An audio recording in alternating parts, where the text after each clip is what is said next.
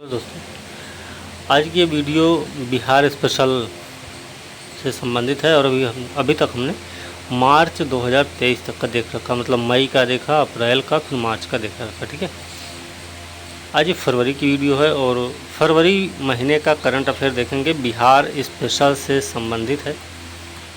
BPSC 69 जो होने वाला उसके लिए महत्वपूर्ण रहेगा ही रहेगा, साथ में 70 भी अगर समय से होता है तो उसके लिए भी महत्वपूर्ण होगा। ठीक है, तो इसमें सबसे पहले जो शुरू करेंगे, इसमें देखेंगे टॉपिक है बिहार से संबंधित कि पटना में होगा दक्षिण एशियाई महिला फिल्मोत्सव। ये फरवरी की बात है, इसलिए ऐसे बोला गया है। तो 1 फरवरी 2023 को बिहार की कला संस्कृति और युवा विभाग की सचिव वंदना प्रेयसी ने बताया कि बिहार राज्य फिल्म विकास और वित्त निगम और साउथ एशिया ट्रस्ट के संयुक्त तत्वावधान में कौन कौन है। बिहार राज्य फिल्म विकास एवं वित्त निगम तथा साउथ एशिया ट्रस्ट, इन दोनों के तत्वावधान में पटना में क्या होगा, दक्षिण एशियाई महिला फिल्मोत्सव का आयोजन कब से कब तक होना, 2 से 9 फरवरी के बीच में हुआ है। ठीक है, ध्यान रखना है। इसका उद्घाटन कला संस्कृति युवा विभाग के मंत्री जितेंद्र कुमार राय मगध महिला महाविद्यालय की छात्राओं के बीच करेंगे और निफ्ट पटना कैंपस में इसका समापन होगा। समापन कहाँ होगा?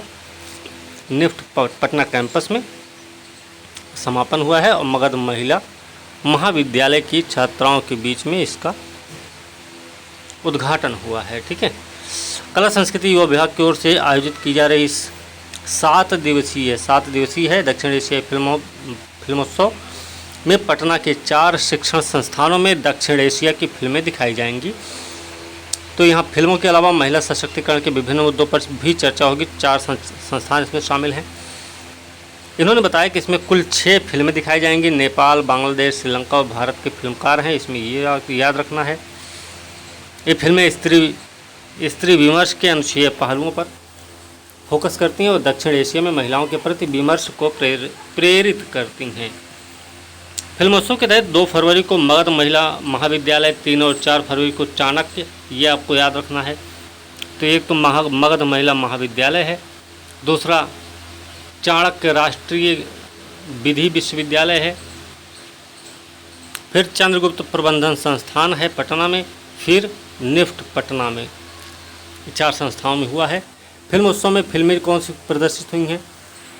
तो भारत की फिल्म है सीता के बदलते रूप और the city that spoke to me, Sri Lanka की है फेस कवर, नेपाल की है before you were my mother और flames of a continuous film of time, और बांग्लादेश की है डिकोडिंग जेंडर। ठीक है, ये सारी फिल्में इसमें दिखाई गई हैं भाई, ये आपको याद रखना है। आगे चलते हैं। आर्यभट्ट ज्ञान विश्वविद्यालय से संबद्ध सभी सरकारी चिकित्सा महाविद्यालय होंगे बिहार के हेल्थ यूनिवर्सिटी के नियंत्रण में होंगे। ठीक है, इसके बारे में बात करेंगे। तो आर्यभट्ट ज्ञान विश्वविद्यालय से संबद्ध सभी सरकारी चिकित्सा विश्वविद्यालय क्या होंगे?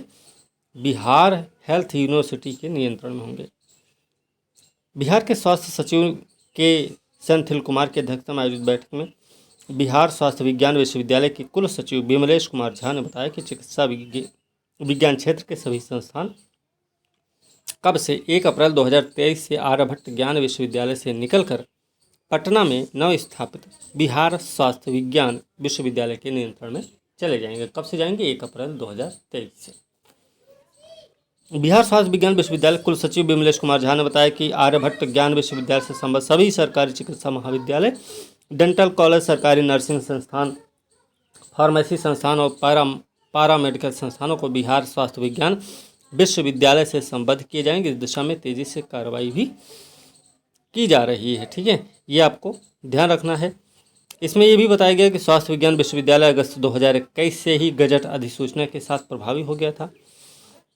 इस राज्य में 10 सरकारी मेडिकल कॉलेज, अस्पताल, 108 ANM, GNM, BSc nursing school और 20 फार्मेसी संस्थान संचालित हैं आज के समय में। तो ये याद रखना। आगे है नीतीश कुमार की बड़ी घोषणा, इस साल से मेडिकल और इंजीनियरिंग में छात्राओं के लिए 1/3 सीट आरक्षित होगी, रिजर्व होगी भाई। तो 5 फरवरी 2022 को मुख्यमंत्री नीतीश कुमार ने Bihar college of engineering NIT पूर्ववर्ती छात्र समिति के वार्षिक मिलन समारोह में कब घोषणा की है? तो ये याद रखना है, Bihar college of engineering NIT पूर्ववर्ती छात्र समिति के वार्षिक मिलन समारोह में घोषणा की है कि नए सत्र 2023 से राज्य के मेडिकल और इंजीनियरिंग कॉलेजों को 1/3 सीटें लड़कियों के लिए आरक्षित रहेंगी। इन्होंने बताया कि भाई इंजीनियरिंग और मेडिकल की पढ़ाई में लड़कियों के लिए कम से कम 1/3 सीटें आरक्षित होनी चाहिए। 2013 में बिहार पुलिस की बहाली में महिलाओं को 35% का आरक्षण दिया गया। बिहार में जितने महिलाएं पुलिस में हैं उतने दूसरे राज्यों में नहीं, याद रखना। इसके अलावा बिहार की सभी सरकारी सेवाओं में महिलाओं को 35% आरक्षण दिया गया है। एनआईटी पटना के विस्तार के लिए हर जिले में इंजीनियरिंग कॉलेज बनाए जा रहे हैं।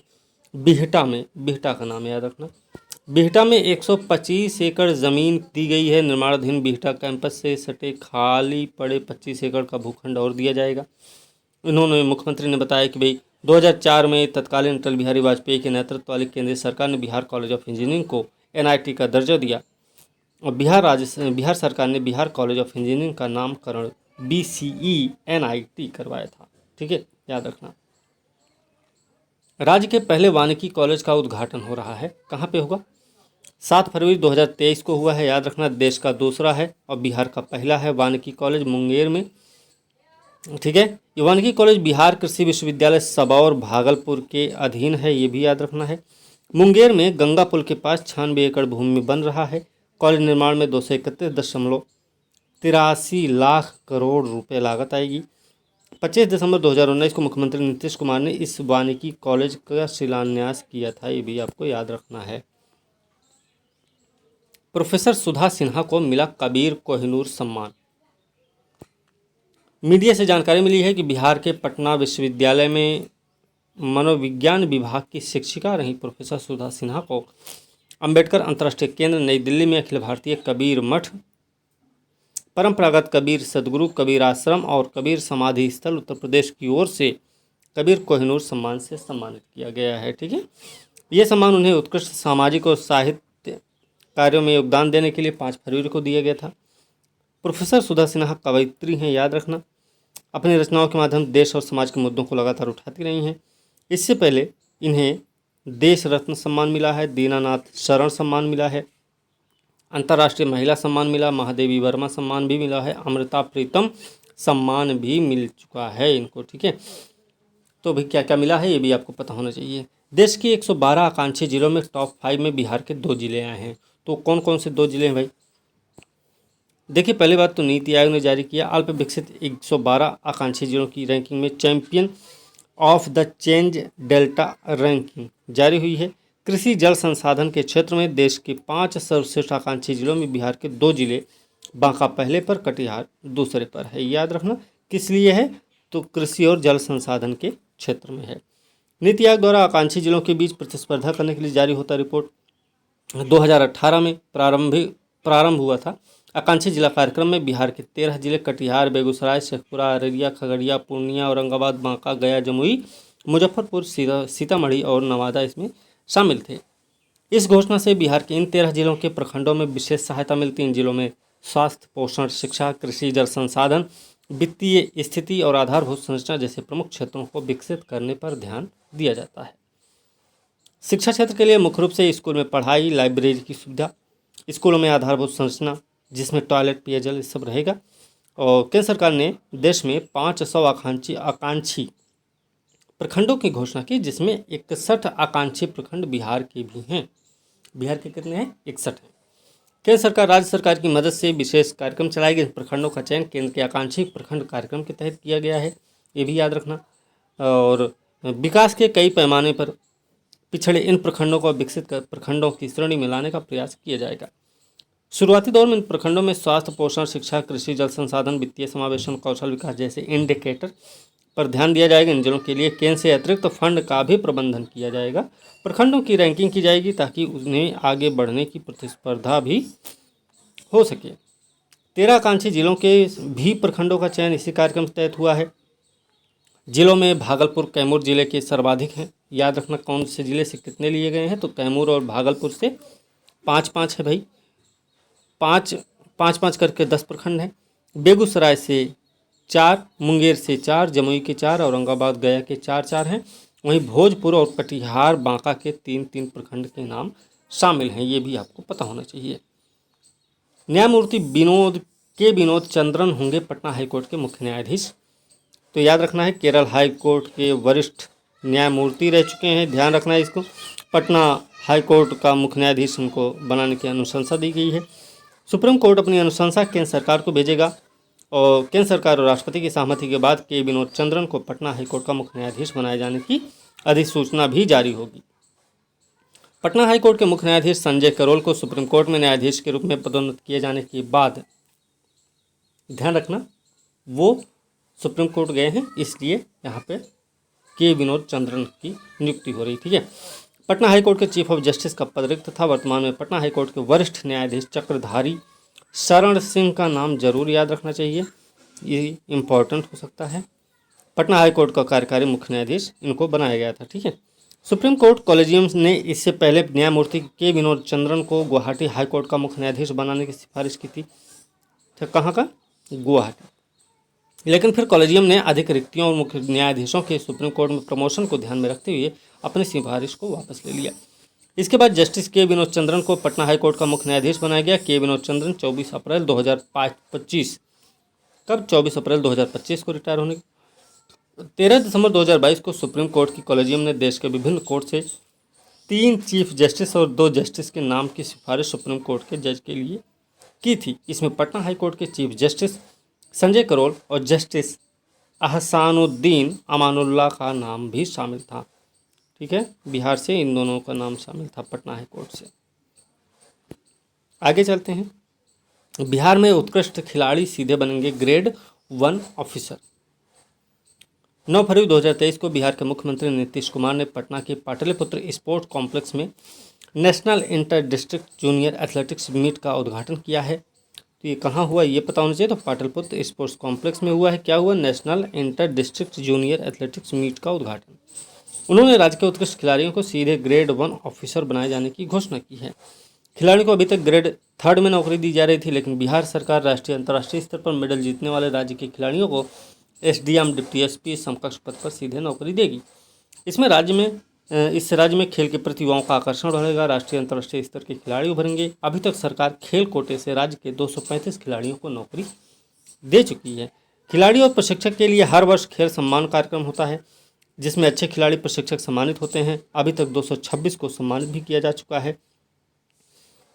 National strict junior athletic meet निजम, देखिए क्या है, national strict junior athletics meet विश्व का सबसे बड़ा खेल प्रतिभा खोज कार्यक्रम है। बिहार में इसका आयोजन पहली बार किया जा रहा है, ये भी याद रखना। इस खेल समागम में देश के 600 जिलों के 6000 एथलीट भाग ले रहे हैं, जिसमें बिहार की 600 प्रतिभागी इसमें शामिल होंगे। ठीक है। बिहार के 41वें राज्यपाल होंगे। बिहार के 41वें राज्यपाल, संख्या याद रखना 41वें भैया। नाम क्या है? राजेंद्र विश्वनाथ अर्लेकर हैं। ठीक है, याद रखना 41वें हैं। 68 वर्षीय हैं और ये हिमाचल प्रदेश के राज्यपाल रह चुके हैं। फागू चौहान 40वें राज्यपाल थे, इनको मेघालय का राज्यपाल बनाया गया। तो राजेंद्र विश्वनाथ अर्लेकर बिहार के राज्यपाल तब बनाए गए हैं। ठीक है। ये मूल रूप से गोवा के रहने वाले हैं। 2002 से 7 तक गोवा में बीजेपी के विधायक भी रहे हैं। 12 से 15 तक गोवा विधानसभा के भी स्पीकर थे। इस कार्यकाल में उन्होंने गोवा विधानसभा के कागज मुक्त बनाया, विधानसभा को कागज मुक्त बनाया था इन्होंने ही। बिहार के 18 हवाई अड्डों पर बनेंगे 2-2 हेलीपैड। बिहार सरकार में बनेंगे, बिहार राज्य में बनेंगे। राज्य सरकार से मिले निर्देश के तहत भवन निर्माण विभाग ने यहाँ हेलीपैड निर्माण के लिए प्राक्कलन बनाने की प्रक्रिया शुरू की है। राज्य सरकार के अधीन वाले हवाई अड्डों में बेगूसराय है। कौन कौन से ज़िले हैं? तो बेगूसराय है, भागलपुर, सुपौल है, सारण है, डेहरी ऑन सोन है, रोहतास, किशनगंज, मधुबनी, मुंगेर, पूर्णिया, सहरसा, वाल्मीकि नगर, पश्चिमी चंपारण, भभुआ, कैमूर, बिहार शरीफ, नालंदा, बक्सर, आरा, भोजपुर, मोतिहारी, पूर्वी चंपारण, कटिहार का सूरत हाल बदलने के लिए हेलीपैड निर्माण के साथ ही विकास के कई और काम किए जाएंगे।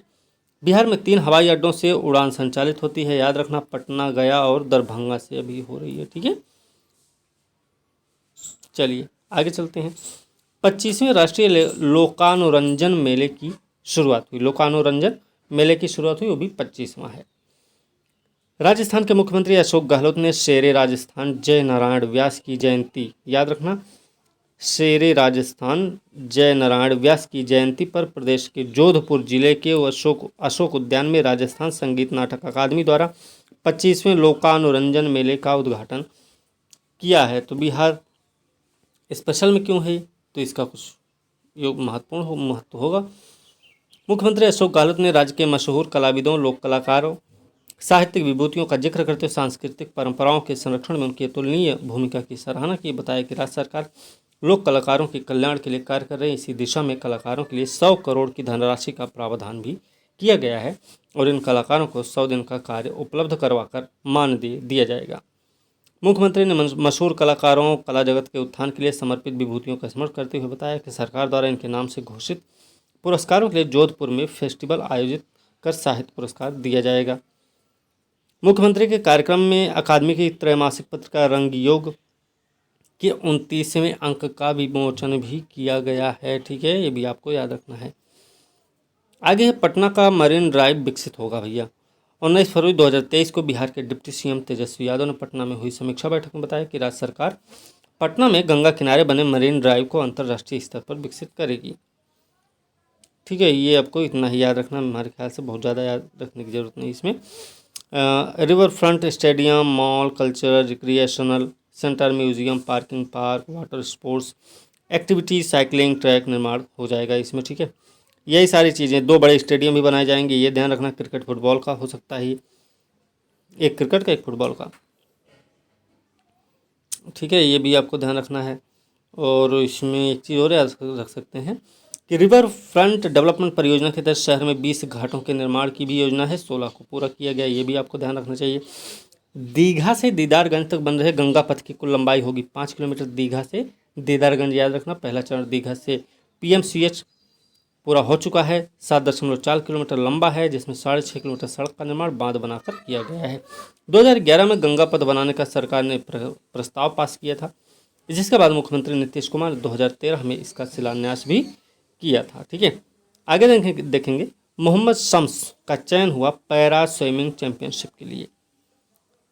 जानकारी मिली कि बिहार के मधुबनी जिले के रहने वाले हैं भैया, पैरा स्विमर है मोहम्मद शम्स आलम का चयन para swimming world series championship के लिए किया गया है, ठीक है। याद रखना, इंग्लैंड के शेफील्ड में 16 से 19 मार्च 2023 तक, इंग्लैंड में कहाँ होगा, शेफील्ड में भाई, 2023 16 से 19 मार्च के बीच में पैरा स्विमिंग चैंपियनशिप के लिए भारतीय पैरा स्विमिंग टीम में पैरा स्विमर मोहम्मद शम्स आलम का चयन हुआ है।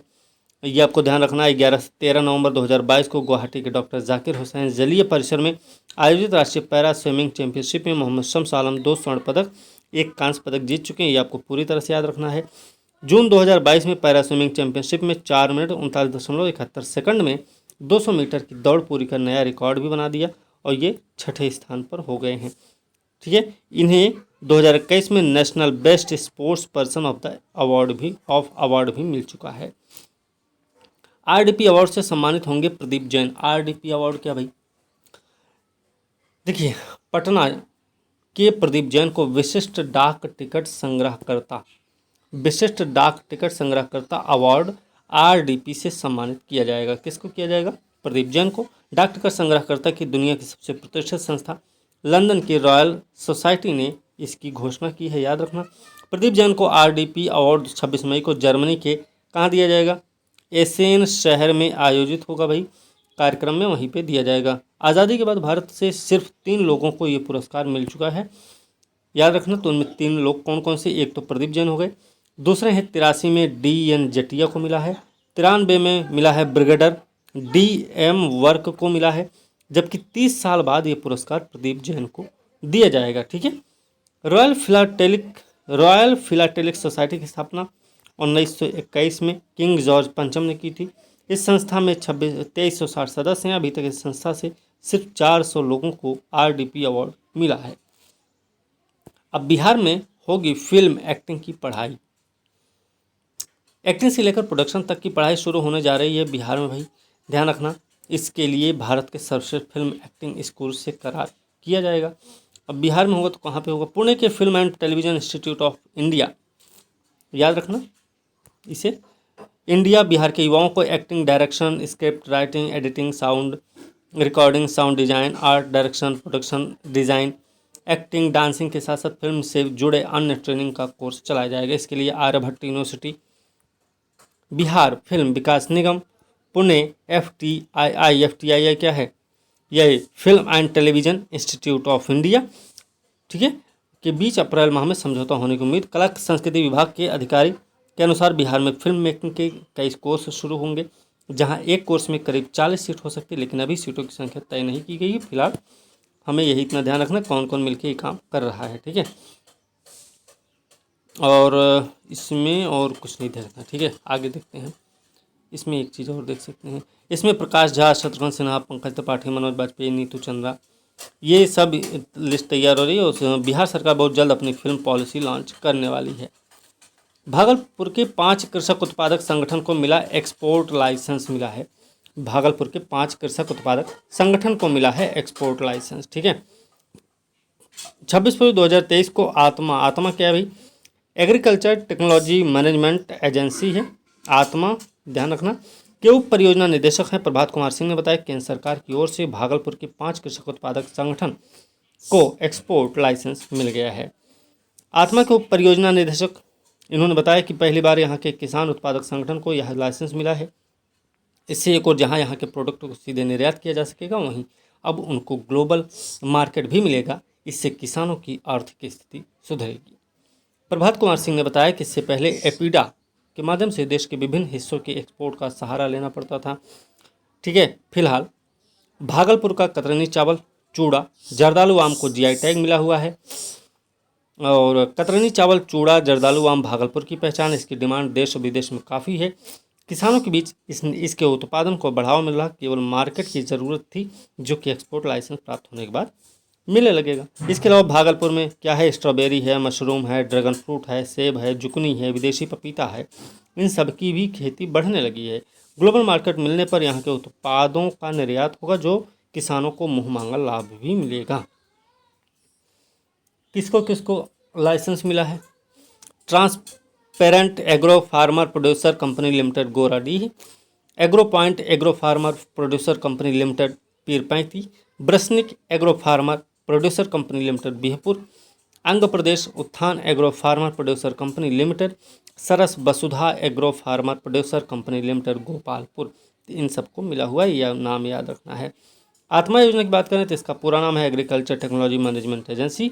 ये स्कीम उन किसानों के लिए है जो आज भी आधुनिक खेती में होने वाले फायदे से दूर हैं, ठीक है, ध्यान रखना। बिहार के 500 थानों में एक साथ महिला हेल्प डेस्क की सुविधा शुरू होगी, ठीक है। तो बिहार के 500 थानों में एक साथ महिला हेल्प डेस्क की सुविधा शुरू होगी, ठीक है। फिलहाल इसमें कुछ ऐसे देखने की ज़रूरत तो नहीं है, इसमें नॉर्मल है। वेबसाइट यूजर फ्रेंडली होगा, स्क्रीन रीडर की सुविधा होगी, ये सब दृष्टिहीन भी इसके कंटेंट को सुन सकते होंगे, ठीक है। ये सारी चीज़ें इसमें रही। गुमशुदा व्यक्तियों के संबंध में जानकारी ले सकेंगे। जिलों के तमाम पुलिस अधिकारियों को नंबर भी इसमें उपलब्ध हो जाएंगे। और ये हफ्ते में 7 दिन लगातार 24 घंटा काम करेगा, 24/7। 2024 में बिहार में होगा प्रयाग हिंदी साहित्य सम्मेलन, याद रखना। 25-26 फरवरी को सेवाग्राम वर्धा में आयोजित सम्मेलन के 74वें राष्ट्रीय अधिवेशन में फैसला लिया गया है कि 2024 में बिहार में प्रयाग हिंदी साहित्य सम्मेलन का आयोजन किया जाएगा। तो कहाँ पे फैसला लिया गया? वर्धा में लिया गया है, याद रखना है। 74वां अधिवेशन था ये, अब जो होगा वो 75वां होगा, ये भी याद रखना, ठीक है। चलो, प्रयाग हिंदी साहित्य सम्मेलन का अमृत महोत्सव मतलब 75वां राष्ट्रीय अधिवेशन मार्च 2024 में बिहार में होगा। आयोजन के लिए स्थायी समिति के सदस्य और बिहार हिंदी साहित्य सम्मेलन के अध्यक्ष डॉक्टर अनिल सुलभ ने अनुरोध किया था। हिंदी साहित्य सम्मेलन की स्थापना कब हुई थी? तो 1910 में हुई थी। नागरी पुचाड़ी सभा के तत्वावधान में हुई थी, ये याद रखना है। मुख्यालय इसका भैया प्रयागराज में है। छापाखाना, पुस्तकालय, संग्रहालय, प्रशासनिक भवन, ये सब इसमें शामिल हैं। ठीक है, तो इसी के साथ ये बिहार का जो फरवरी 2023 का करंट अफेयर था ये भी समाप्त हुआ है। और इसके बाद हम फिर जनवरी का देख लेंगे, जनवरी से फिर दिसंबर, तब तक नवंबर, फिर अक्टूबर, और हो सकता है तब तक जून का भी बना देंगे हम। तब तक जून का भी करंट अफेयर आ ही जाएगा, तो जून का बना देंगे। फिर उसके बाद बाकी पूरा करेंगे, तब तक जुलाई का भी आ जाएगा। फिर अगस्त, ऐसे करके निपटा देंगे बिहार स्पेशल सारा। ठीक है, तो इसी के साथ आज की वीडियो यहीं समाप्त कर देते हैं। आज अगली वीडियो के साथ मिलते हैं, तब तक के लिए धन्यवाद।